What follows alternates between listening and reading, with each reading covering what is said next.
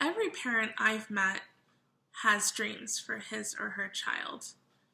It could be to learn an instrument, to learn a second or third language, or to become a kind and productive human being, or to, in some other capacity, change the world. And while children can absolutely change the world, I believe that, I also think we need to consider that the world that surrounds us can absolutely change our children. This can be negative or positive, and so I'd like for us to consider this today.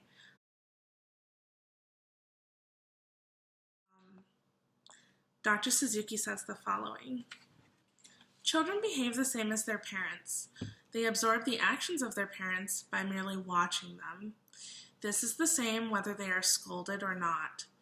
Children only know the way their parents act, and so they act accordingly. Small children do not learn by willpower. They learn as a natural function of growth.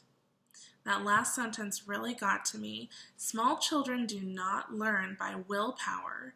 They learn as a natural function of growth. Based on the stage of development that young children are in, they're in a constant state of learning. They're absorbing everything that's in their surroundings. And because children can't discern what they should or shouldn't absorb from what's in their environment, it is a very sobering responsibility and distinct privilege for the adults in children's lives to make sure that the proper things are included in a child's environment and that certain things are not present in that child's environment. So I think that self-reflection is absolutely important for every adult, just in terms of their personal growth, but considering children, if there is an undesirable behavior, I think it's absolutely healthy to look inward and to see if perhaps there is some inadvertent contribution that you're making to your child's environment. I chat with friends and parents all the time that say, oh, the other day my child just said such and such, and I thought about it and I was totally astonished when I realized I say the exact same thing. And so because they're constantly learning, they're like sponges, they just take it all in, and they can surprise us sometimes with what they put back out there. So just encouraging some self-reflection. Additionally, on a positive side of this, in terms of what we can include in your child's environment, one of the main tenets of Suzuki method is listening.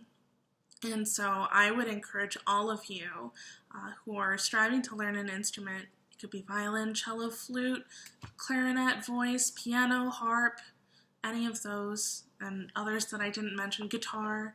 I would recommend highly that you're listening to your recordings every day. I know all Suzuki teachers recommend that, and that's because when it's in your child's environment, they're just constantly absorbing that.